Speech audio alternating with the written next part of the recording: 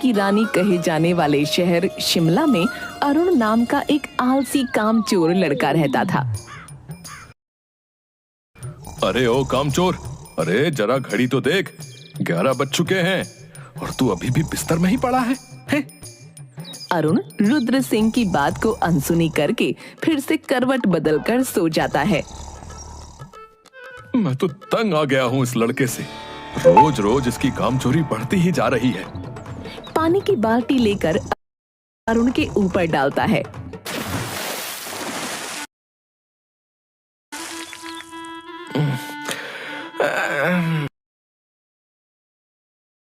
क्या बापू सोने भी नहीं देते?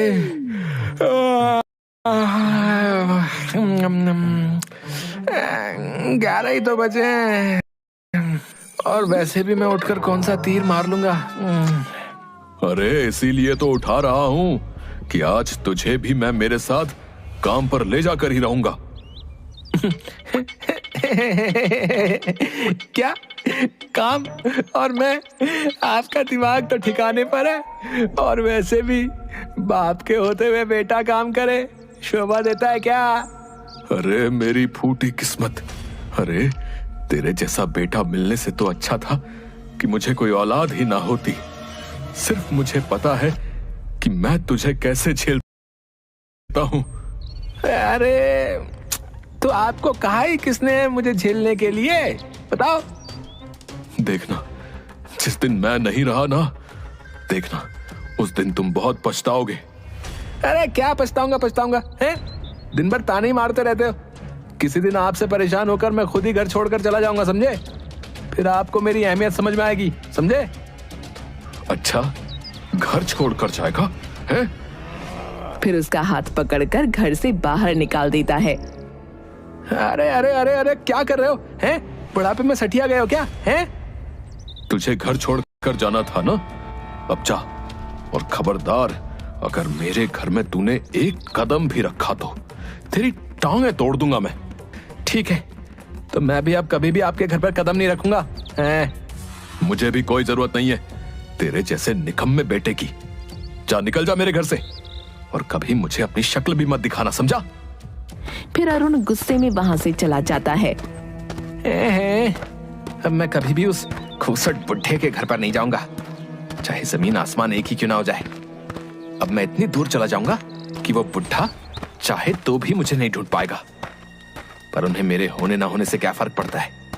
उन्हें तो अपने काम से ही मतलब है। और वैसे भी मैं अब तंग आ चुका था उनकी रोज रोज की चिक चिक से।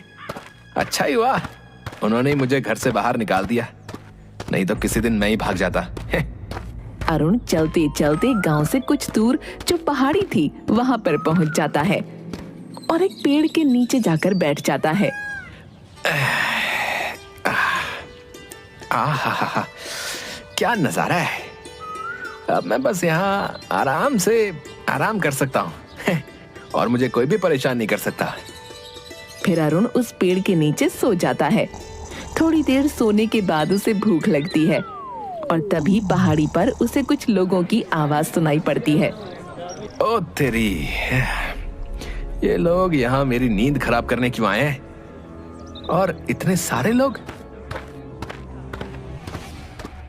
अरे भाई, अरे ओ भाई, तुम यहाँ क्या कर रहे हो? अरे भाई, मैंने इस जगह का बड़ा नाम सुन रखा था। यहाँ पर हर रोज बहुत से लोग आते हैं, तो मैंने सोचा कि क्यों ना आज हम भी घूमने चले।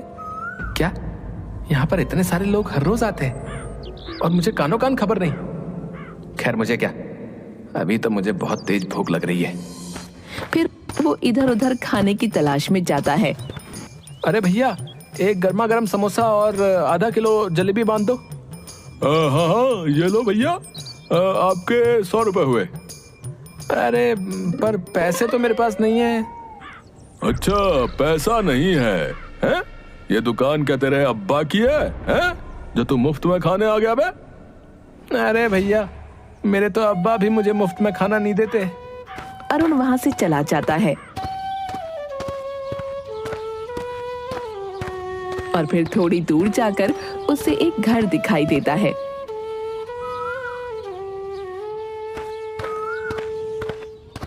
अरे भाई, कुछ खाने को मिलेगा क्या? अरे ओ, भीख मांगनी है तो कहीं और जाकर मांग। इतना हट्टा कट्टा तो है, कुछ काम धाम ही कर ले। आ जाते हैं सुबह सुबह मुंह उठाकर। अच्छा ठीक है भाई, खाना नहीं तो कम से कम थोड़ा पानी पिला दो। ठीक है। फिर वो आदमी अरुण के लिए पानी लेकर आता है। अरुण पानी पीकर फिर से उस पहाड़ पर चला जाता है। कितना भटका, पर कोई भी मदद करने के लिए तैयार नहीं है।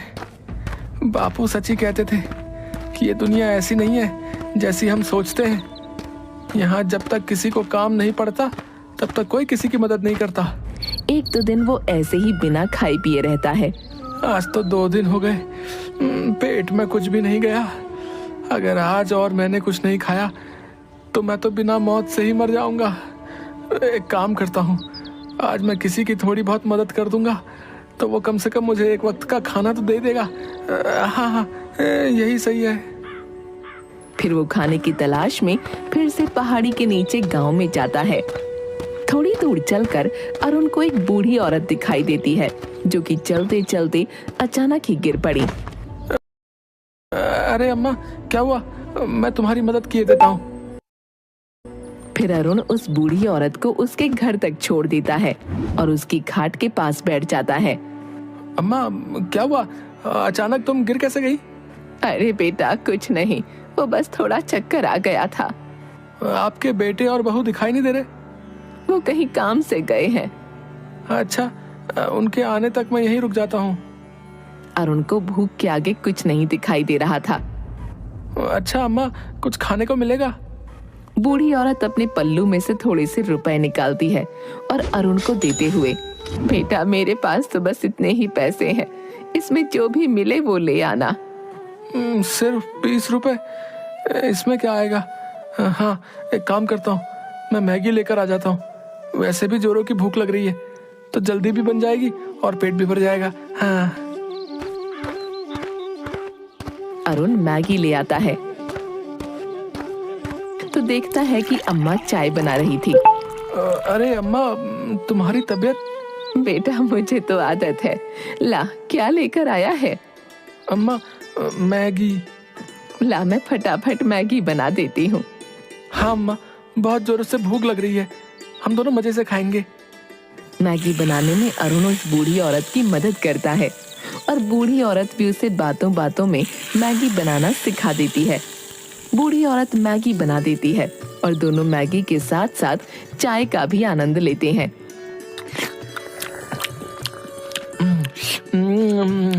अरे वाह अम्मा, क्या मैगी बनाई है।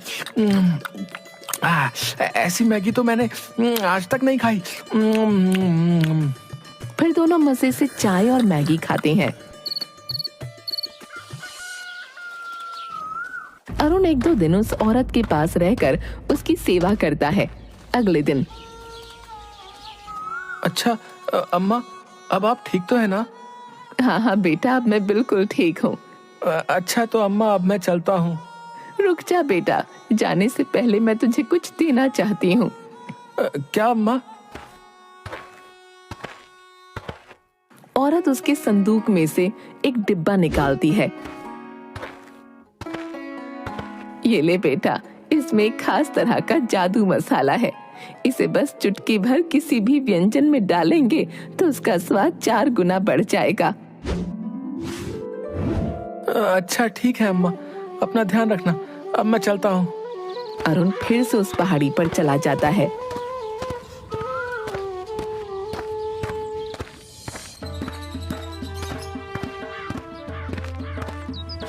आहा, इसमें से तो बहुत ही अच्छी खुशबू आ रही है, पर इतने मसाले को लेकर क्या मैं ढाबा खोलूंगा? हाँ, ये तो बहुत ही अच्छा आइडिया है, पर ढाबा किस चीज का खोलूं? वैसे भी मुझे तो कुछ बनाना ही नहीं आता। अरे हाँ, अम्मा ने मुझे मैगी बनानी सिखाई तो थी, और वैसे भी उसमें ज्यादा मेहनत भी नहीं होती, और यहाँ आसपास कोई मैगी की दुकान भी नहीं है। हाँ।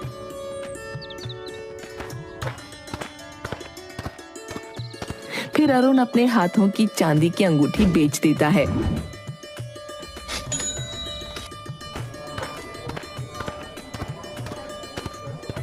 और आसपास से कुछ लकड़ियां और टेंट का जुगाड़ करके पहाड़ पर एक चाय और मैगी की दुकान खोल लेता है। अरुण की दुकान पर एक आदमी आता है। अरे भाई, एक प्लेट चाय मैगी लगा ना। अरे हाँ हाँ, अभी लगाता हूँ।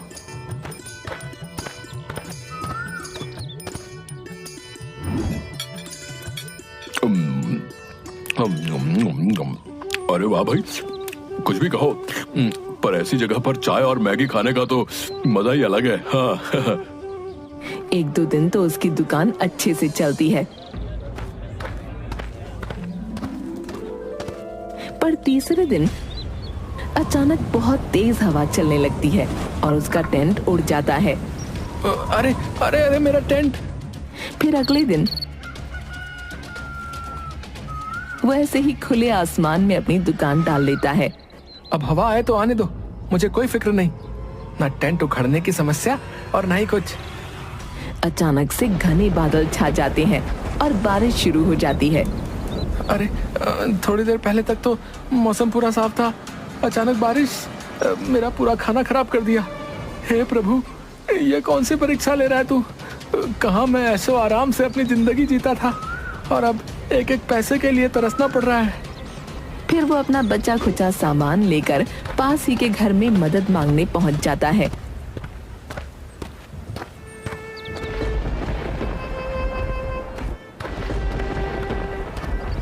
अरे भाई साहब, मुझे बारिश बंद होने तक क्या आप अपने घर में जगह दे सकते हैं? अरे हाँ भाई, क्यों नहीं। अरुण उस आदमी के घर में आ जाता है। अरे भाई, यहाँ एक अम्मा रहती थी, नजर नहीं आ रही, तुम उनके बेटे हो ना? हाँ हाँ भाई, पर तुम उन्हें कैसे पहचानते हो? कुछ दिन पहले उनकी तबीयत खराब हो गई थी, तो मैं एक दो दिन उन्हीं के पास रहा था। अच्छा, तो वो तुम ही थे जिसने मेरी माँ का इतना ध्यान रखा था। गांव वालों ने मुझे बताया तो था। हाँ, कहाँ है अम्मा? मुझे उन्हें कुछ बताना है। और उनकी तबीयत तो ठीक है ना? अम्मा, ओ अम्मा। अब तुम चाहकर भी उन्हें कुछ नहीं बता सकते। कुछ दिन पहले ही उनका देहांत हो गया। क्या देहांत हो गया? मैं किसी काम से बाहर गया था और जब वापस आया तो अगले दिन ही अम्मा की तबीयत बहुत ज्यादा खराब हो गई और आसपास के लोगों ने मुझे तुम्हारे बारे में बताया था। मैंने तो सोचा ही नहीं था कि मैं तुमसे मिल भी पाऊंगा या नहीं, पर तुम यहाँ पहाड़ी पर क्यों रहते हो और कहां से आए हो? अरे वाह, आइडिया तो तुम्हारा बहुत अच्छा है। वैसे भी यहाँ पर बहुत से लोग आते जाते रहते हैं और आसपास कोई मैगी की दुकान भी नहीं है, तो दुकान तो तुम्हारी बढ़िया चलेगी। तभी उस आदमी की छोटी सी बेटी वहाँ आ जाती है। पापा पापा, मुझे भी मैगी खानी है। अरे बेटा, अब इतनी बारिश में मैं तुम्हारे लिए मैगी कहाँ से लेकर आऊं? अरे भाई साहब, मेरे पास जो है थोड़ी सी मैगी बची है, आप इस बच्ची को वो खिला दीजिए। पापा, आप भी खाकर देखिए।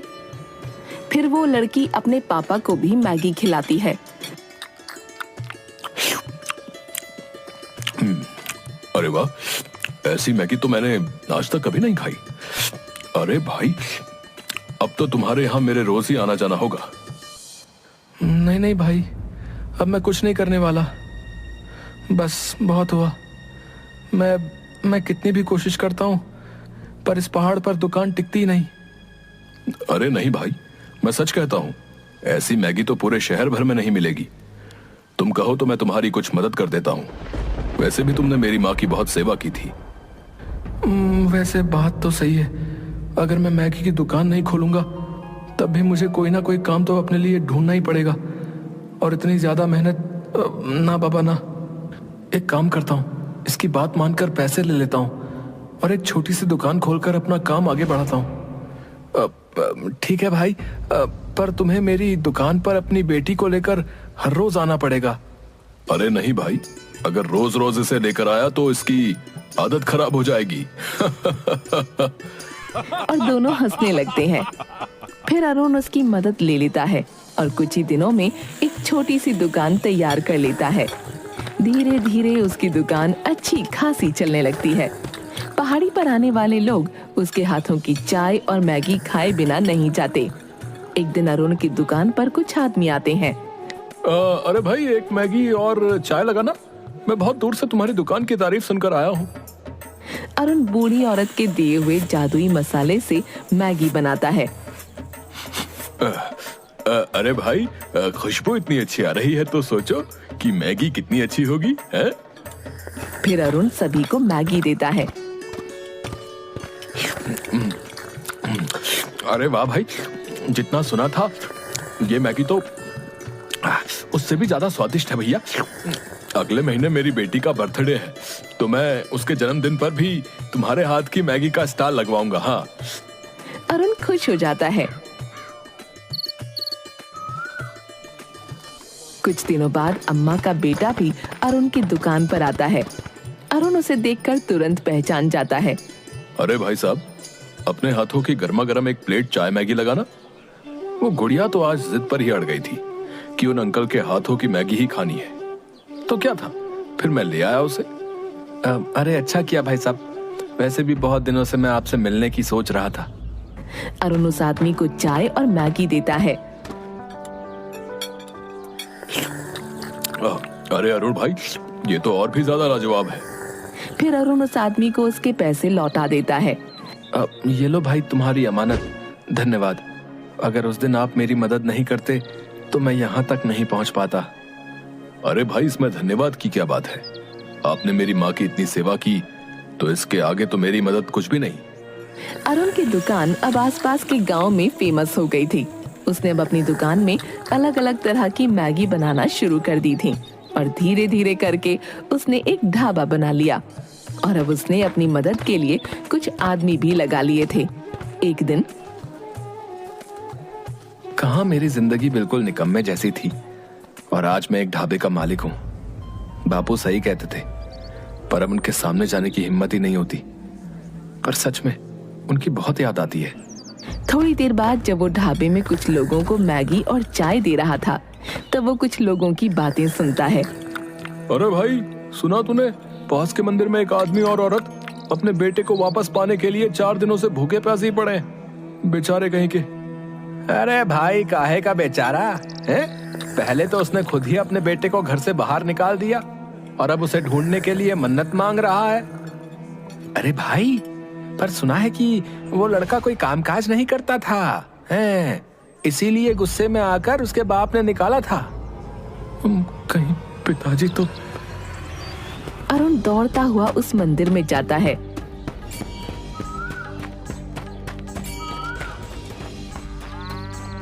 मंदिर में पहुंचकर एक आदमी औरत को देखता है जो कि भूखे प्यासे मंदिर में बैठे थे। अरुण अपने पिता के पास जाकर उन्हें गले से लगा लेता है। रुद्र सिंह और अरुण दोनों की आंखों में आंसू होते हैं। रुद्र सिंह खड़ा होकर अरुण को गले से लगा लेता है। मुझे माफ कर दे मेरे बच्चे, मैंने तुझे दर बदर की ठोकर खाने के लिए घर से बाहर निकाल दिया। नहीं बापू, अगर उस दिन आप मुझे नहीं निकालते तो मैं इतने बड़े ढाबे का मालिक ना होता। मुझे माफ कर दो बापू, मैंने आपकी बात नहीं मानी। क्या ढाबे का मालिक? हाँ हाँ बापू, मैंने पहाड़ पर एक मैगी का ढाबा खोला है। और फिर रुद्र सिंह को सारी बातें बताता है। मैंने तुझे कहां कहां नहीं ढूंढा। चल अब घर चल। अरे बापू, पर आप पहले मेरे ढाबे पर तो चलिए। फिर अरुण अपने माँ और बाबा को ढाबे पर लेकर जाता है।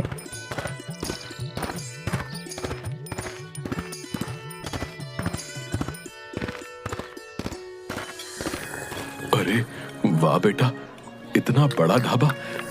ये तेरा है क्या? हाँ बापू, हाँ, ये मैंने अपनी मेहनत से खड़ा किया है। मुझे हर पल आपकी बहुत याद आई।